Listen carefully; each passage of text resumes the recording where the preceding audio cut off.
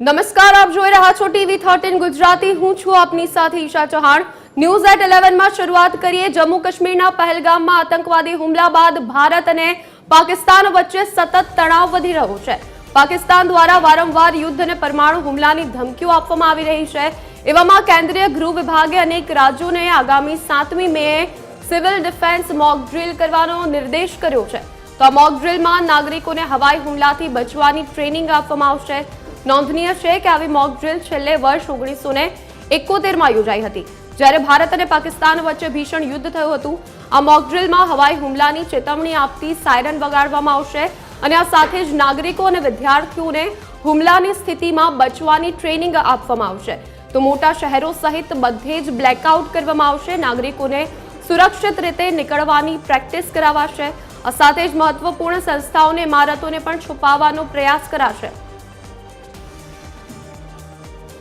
તો મહત્વનું છે કે મોક ડ્રીલનો ગૃહ મંત્રાલયે નિર્દેશ આપ્યો છે, આદેશ આપ્યો છે અને 7 મે એટલે કે આવતીકાલના રોજ આ સિવિલ ડિફેન્સ મોક ડ્રીલ યોજાવાની છે અને મોટા શહેરોમાં મોક ડ્રીલનું આયોજન કરવામાં આવવાનું છે। મહત્વનું છે કે આજે 1971 બાદ આ ભારતની પ્રથમ મોક ડ્રીલ હશે, કારણ કે 1971માં જ્યારે ભારત પાકિસ્તાનનું યુદ્ધ થયું હતું તે સમયે મોક ડ્રીલ કરવામાં આવી હતી।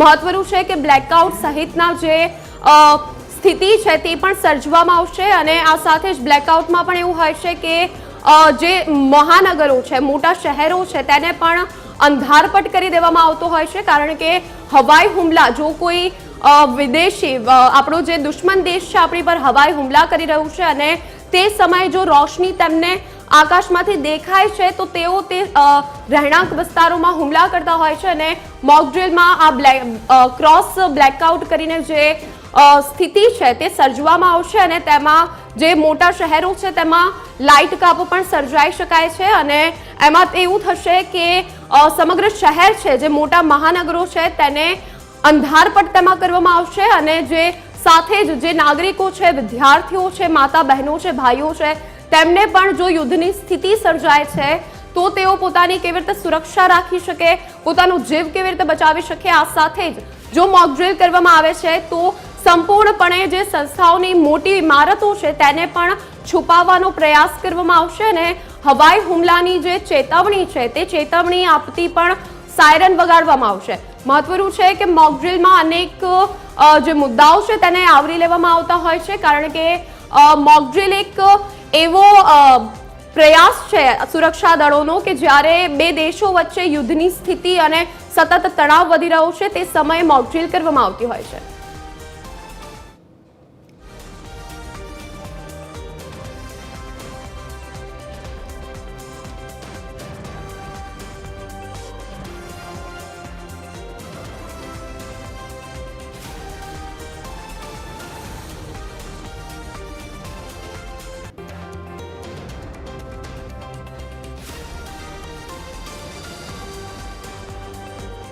તો મહત્વનું છે કે યુદ્ધની પરિસ્થિતિને આપણે આ સમજી શકીએ છીએ। ભારત અને પાકિસ્તાન વચ્ચે તણાવ વધી રહ્યો છે તેવા સમયે આ જે મોક ડ્રીલ યોજવામાં આવશે અને આ સાથે જ જે ગૃહ મંત્રાલયે તમામ રાજ્યોને આ નિર્દેશ આપ્યો છે અને આ સાથે જ જે બોર્ડર વિસ્તારો છે, મહત્વનું છે કે પરમ દિવસે જ્યારે આ આદેશ કરવામાં આવ્યો હતો, ગઈકાલે આદેશ કરવામાં આવ્યો હતો અને જે બાદ મોવડી મંડળની બેઠકો પણ મળી હતી અને મહત્વનું છે કે પંજાબ સહિતના જે વિસ્તારો છે ત્યાં પણ આ મોક ડ્રીલ યોજાઈ ગઈ છે।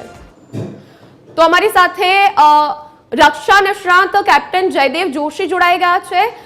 જી જયદેવ, આપને પૂછવા માંગીશ કે આ જે સરકાર અત્યારે ગૃહ મંત્રાલયે મોક ડ્રીલની જાહેરાત કરી છે અને જે સમગ્ર દેશમાં વિવિધ તૈયારીઓ કરવામાં આવી છે, શું વધુ વિગત, કઈ પ્રકારની તૈયારીઓ થઈ શકે છે અને આ સિવાય જે તંત્ર છે તે આ નિર્દેશનું કઈ રીતે અમલવારી કરી શકે છે?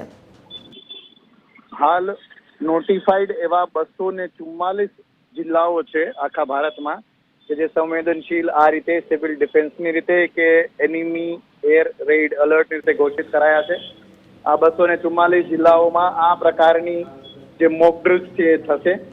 આ મોક ડ્રીલ્સમાં દુશ્મનની એરક્રાફ્ટના અટેક સમયે અથવા બીજા કોઈ પણ દુશ્મની અટેકના સમયે નાગરિકોએ, યુવાનોએ, મોટી સંસ્થાઓ જ્યાં ઘણા બધા લોકો હોય, સ્કૂલો, કોલેજો ત્યાં કેવી રીતે કામ કરવું, રાત્રિના સમયે દરેક નાગરિકે કેવી રીતે કામ કરવું, જેમાં અંધારપટ કરીને બ્લેકઆઉટ કરવું કે પછી એર રેડ થાય ત્યારે સેફ જગ્યાએ જઈને પોતાની જાતને સુરક્ષિત કરવા, આ પ્રકારની મોક ડ્રિલ થઈ શકે છે. આ મોક ડ્રિલની અવધિ અડધી કલાકથી 1 કલાક કે એ પ્રકારની હોઈ શકે છે. બધી જગ્યાએ સિવિલ ડિફેન્સના અધિકારીઓના મદદથી એનસીસી, NSS, NYKS અને આ પ્રકારના સ્કૂલો, કોલેજોના વોલેન્ટિયર ઓર્ગેનાઇઝેશનના માધ્યમથી આનું અમલીકરણ અને આની પ્રેક્ટિસ થઈ શકે છે, જેમાં દરેક નાગરિકે ભાગ લેવો જોઈએ. જી સર, જોડાવા બદલ આભાર.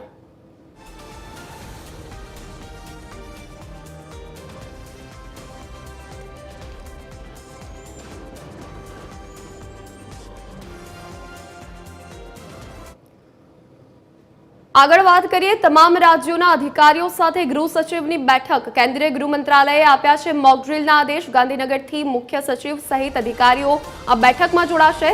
ગુજરાતના 15 જિલ્લામાં મોક ડ્રીલનું આયોજન કરવામાં આવ્યું છે અને આવતીકાલે 15 જિલ્લામાં મોક ડ્રીલ યોજાશે. તો મહત્વનું છે કે કેન્દ્રીય ગૃહ મંત્રાલયે જે મોક ડ્રીલના આદેશ આપ્યા છે તે અંતર્ગત કેન્દ્રીય જે ગાંધીનગરથી મુખ્ય સચિવ સહિતના અધિકારીઓની બેઠક યોજાવા જઈ રહી છે અને જે ગુજરાતના 15 જિલ્લાઓ છે તેમાં મોક ડ્રીલનું આયોજન કરવામાં આવશે. મહત્વનું છે કે મોક ડ્રીલ જે હોય છે તે મહાનગરો અને જે મોટા વિકસિત નગરો હોય છે તેમાં પણ કરવામાં આવતી હોય છે. આ સાથે જ જે બોર્ડર વિસ્તારો હોય છે કે જ્યાં હુમલાની શક્યતાઓ વધારે હોય છે અને ત્યાં તણાવની સ્થિતિ વધારે સરળતાથી સર્જાઈ શકે તેવા જે વિસ્તારો હોય છે ત્યાં પણ મોક ડ્રીલ કરવામાં આવતી હોય છે. તો મહત્વનું છે કે ગુજરાતમાં આવતીકાલે એટલે કે 7 મેના રોજ 15 જિલ્લાઓમાં મોક ડ્રીલના નિર્દેશ કરવામાં આવ્યા છે અને ગાંધીનગરથી મુખ્ય સચિવ સહિતના જે અધિકારીઓ છે આ બેઠકમાં જોડાવાના છે. ગુજરાતના 15 જિલ્લાઓમાં આ બેઠક યોજાશે.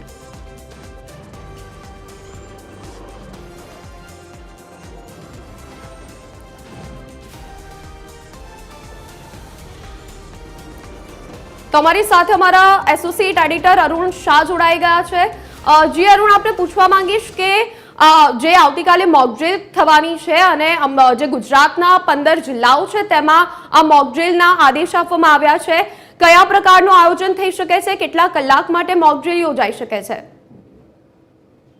મહત્વપૂર્ણ છે કે જે રીતે પાકિસ્તાન અને ભારત એક રીતે કહી શકાય કે હવે યુદ્ધ એ જ માત્ર પડકાર છે, ત્યારે તેની સામે ઝઝૂમવાના સંદર્ભમાં સૌથી મહત્ત્વપૂર્ણ રીતે જે રીતે પાકિસ્તાનને નાપાક બનાવવા માટેનો વ્યૂહરચના ભારત દ્વારા ઘડી કાઢવામાં આવી છે. વડાપ્રધાન નરેન્દ્ર મોદીના નેતૃત્વમાં સૌથી મહત્ત્વપૂર્ણ રીતે તમામ રીતે એટલે એક રીતે કહી શકાય કે રાજકીય રીતે, વહીવટી રીતે, તમામ રીતે તંત્રને સજ્જ કરવામાં આવી છે, સેનાને સજ્જ કરવામાં આવી છે. સૌથી મહત્ત્વપૂર્ણ રીતે પાકિસ્તાનને જડબાતોડ જવાબ આપવા જ નહીં, પરંતુ ન માત્ર ભારત પરંતુ બીજા કોઈપણ દેશ સામે આંખ ઊંચી કરતા સમયે તેને જોવું પડે તે પ્રમાણની પરિસ્થિતિ, જે રીતે આતંકવાદી હુમલો તેમના દ્વારા કરવામાં આવ્યો અને નિર્દોષોના જે રીતે પ્રાણ ગયા તેના સંદર્ભમાં જડબે સલાક રીતે જવાબ આપવા માટેની વ્યૂહરચના ભારત દ્વારા ઘડી કાઢવામાં આવી છે. એવું નહીં પરંતુ તે ઘડતરનો અમલ શરૂ કરી દેવામાં આવ્યો છે અને તેના જ ભાગરૂપે એક મહત્ત્વપૂર્ણ રીતે કહી શકાય કે પાકિસ્તાનને જડબાતોડ જવાબ આપવાના ભાગરૂપે મહત્ત્વપૂર્ણ રીતે મોક ડ્રીલનું સમગ્ર દેશમાં આયોજન થયું છે.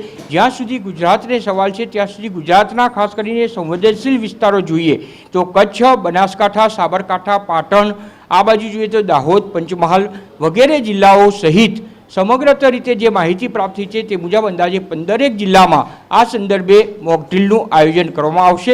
સૌથી મહત્ત્વપૂર્ણ રીતે જોઈએ તો સૌથી પ્રથમ નાગરિકોને તેનો સંકેત મળી રહે, એટલે કે હવે યુદ્ધ શરૂ થવાની તૈયારી છે તે એક સંકેત મળે અને પોતે સુરક્ષિત છે રહે અને છતાં પણ સામે દુશ્મનનો જે રીતે સામનો કરી શકાય તેના સંદર્ભમાં સાયરન વગાડવાથી આ મોક ડ્રીલનો પ્રારંભ કરવામાં આવશે.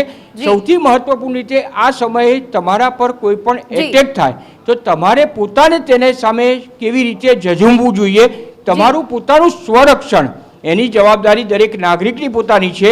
સેના છે એક માધ્યમ છે, સેના તમારી સાથે પડખે ઊભી રહી છે, સેના અને સરકારનો સાથ ચોક્કસ રીતે મળી રહે છે, પરંતુ સૌથી મહત્વપૂર્ણ રીતે તમારું રક્ષણ તમારે જાતે કરવી પડશે. તેના સંદર્ભમાં તાલીમ કેવી રીતે લેવી જોઈએ તેના સંદર્ભમાં પણ એક મોકડ્રીલમાં એક પ્રયોગ એવો કરવામાં આવશે. જી. જે રીતે તાલીમ આપીને લોકોને તૈયાર કરવામાં આવે તે પ્રમાણેનો પ્રયોગ પણ અજમાવવામાં આવશે.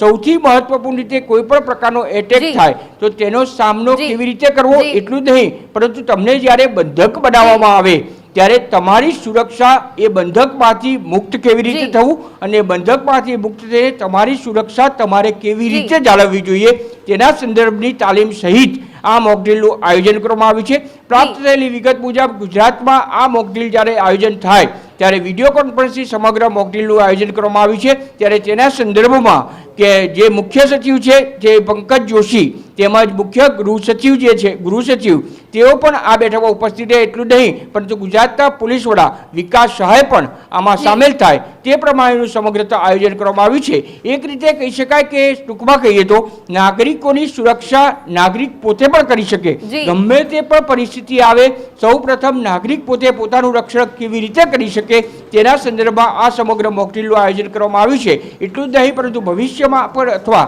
જે પણ પરિસ્થિતિ ઊભી થાય તેનો સામનો આપણે કેવી રીતે કરી શકીએ જી. તેના સંદર્ભમાં પણ આ મોકડ્રીલનો હેતુ રહેલો છે. ત્યારે જી એટલે મોકડ્રીલનો હેતુ રહેલો છે. આ રીતે સમગ્ર તરીકે જોઈએ તો પાકિસ્તાનને જડબાતોડ જવાબ આપવા માટે ભવિષ્યમાં અને આગામી સમયમાં પણ તેના માટેની પૂર્વ તૈયારીના ભાગરૂપે મોકડ્રીલ ચોક્કસ રીતે નિર્ણાયક સાબિત થશે. જી બિલકુલ. અરુણ, જોડાવા બદલ આભાર આપનો.